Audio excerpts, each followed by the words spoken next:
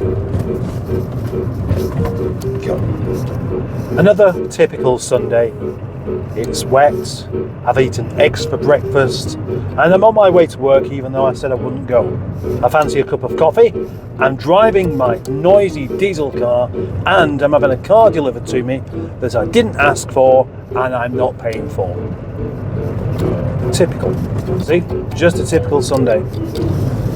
My friend David of the Team Hairy Snid Racing thingy has for me a lovely pre-project drive Rover 25 with low mileage and a nice sweet engine.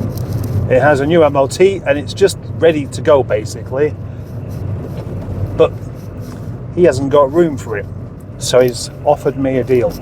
It's a bit like the deal that I did with Boaty and the banker, except for there isn't anyone else involved in it. So he's bringing the car down for me, I'm going to sell it and I'm going to keep the profit. That's basically it.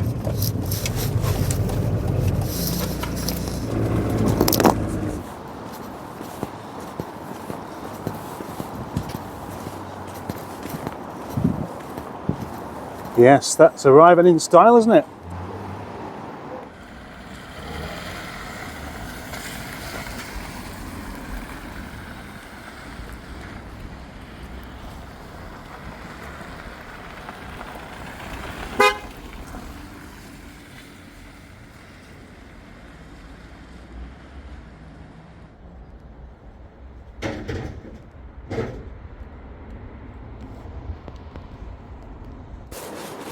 Surprise. This car, for the moment, I'm going to call it Jamie Oliver. And Jamie Oliver is a man I like, so I'm hoping that that will somehow manifest itself in this silver Rover 25. As you can see, the engine's clean, the front wing is clean, this door is clean, that door is clean, the wheels are nice, the car is straight, the boot lid's fine, it says impression on the back, but when we come around here, we can see that there is a bit of a ripple on that door and on that one as well. This door can't be fixed, it's just got too much of a kink in it, so it needs another door. So if I could find a silver door from somewhere, that would be rather good. Just so happens, of course, parked next to it here is Boaty's old Rover 25, which is going into bits, and we can see on that side we have two doors, both in perfectly adequate condition. Perfect, except I'd have to spray them silver, because this car is silver, whereas that one over there is also silver, but it's a different shade of silver.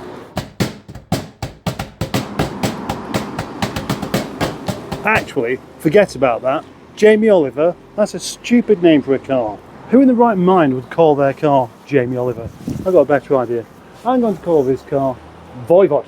Yeah, you know, Voivod. Of course you know. The avant-garde French-Canadian metal band. One of my favourites, actually. Obviously inspired by the number plate. A vague connection between a name and another name. That's what private plates are all about. You know, use your imagination. I'm going to get onto the blower to Snake and see if he wants it. You know Snake, don't you? Of course you do. The singer of Voivod, the French-Canadian band from the 80s and 90s. Anyway, I've shown you the engine, which is all very, very nice and clean. I've shown you that it's got one of these. I've shown you that it's got one of those little plastic things to hold the bonnet up without causing rust in the bonnet. Don't know why they got rid of that. And the rest of the car, which is all really rather good indeed. But if we open up this door here and then simply close it again, we can hear that that door has never been taken off and put back on incorrectly. The sign of the original build quality still present. Let's try the boot. Open, look in the boot, and we see that it's all incredibly clean. Look at this. Look at this, like a new car. It's like a new boot. Close the boot, and yes, nice and secure. And as well as that, look at the hinges. They're not rusty. This is a good car. I mean, it's a really good car. If you want a Rover 25, have this one. So what am I doing with this car then? Well, it's all come as a rather unexpected, strange and ever so slightly elaborate deal. You see, It's not my car, but I am going to sell it, and I will get a cut from the profits. Regular viewers will know that I don't really have any space here, but I also don't have the space to not take on opportunities. That would be stupid. Who would recommend the yard should be full of things I can't make any money on? Not me. Instead, it should be things I can make a little bit from to keep going. Now, if we look on the inside of this car, we will see, of course, it's a pre-project drive car, so it has carpet that isn't worn out. It has seats that aren't worn out. Look at this. If you know the Rover 25 at all from this generation, you'll know that these seat bolsters crumble and end up with bits all over the floor that looks unsightly.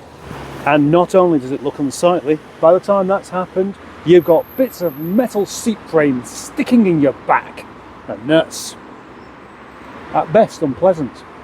Lovely, a lovely little motor. The old dash, which of course is a soft feel, and the wooden insert, and a clock that works. Wow, hey, wow. An original Rover radio cassette, which has the Kinks playing on it at the moment, so I can't turn it on. And only one blank here, which is for the front fog lamp. That one, of course, is mandatory, as is that one. Aircon, I'll find out whether that works.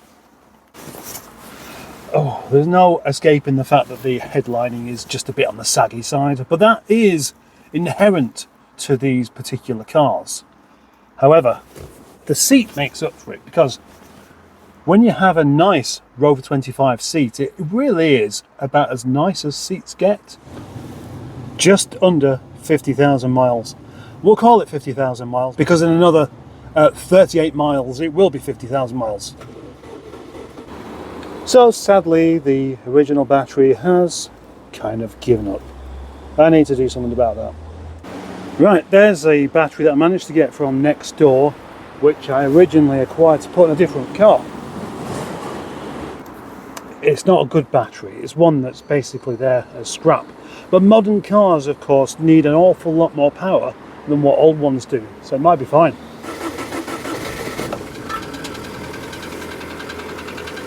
Side 2. That's what you get with tapes. And look, not only does it work, but it's illuminated too. Side 1. Oh, the tape flips over by itself. All the blowers work on every setting. Not that that's a difficult job to sort out. So, I've driven loads of 25s in the past. It's time to find out what this one drives like.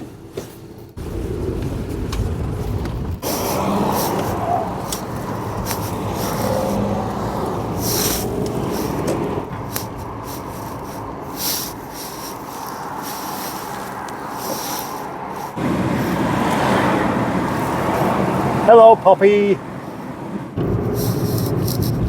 Just as you would expect, every time you get into a Rover 25 that's not been to the moon and back, and none of them actually have, by the way, they always drive like this, which is just kind of spot on. There's never anything wrong with them. They just drive along without any clonks or knocks, and the steering's really accurate and eager. They're just a happy car. I've definitely mentioned that before. The brakes are what they should be. The steering is what it should be. The gear change is what it should be.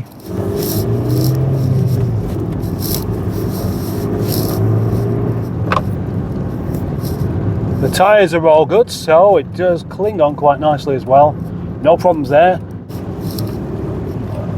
I can also confirm that the clutch is good as well. Like it. Oh, I see.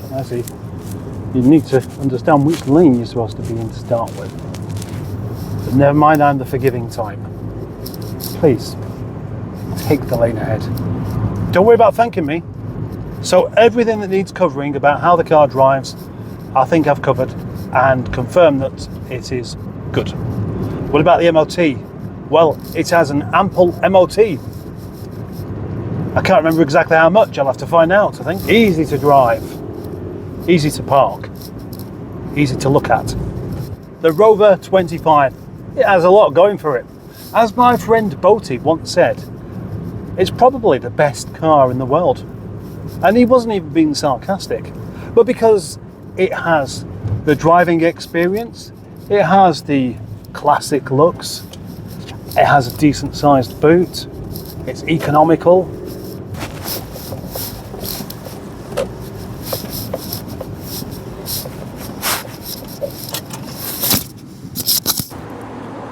But most of all, it is cute.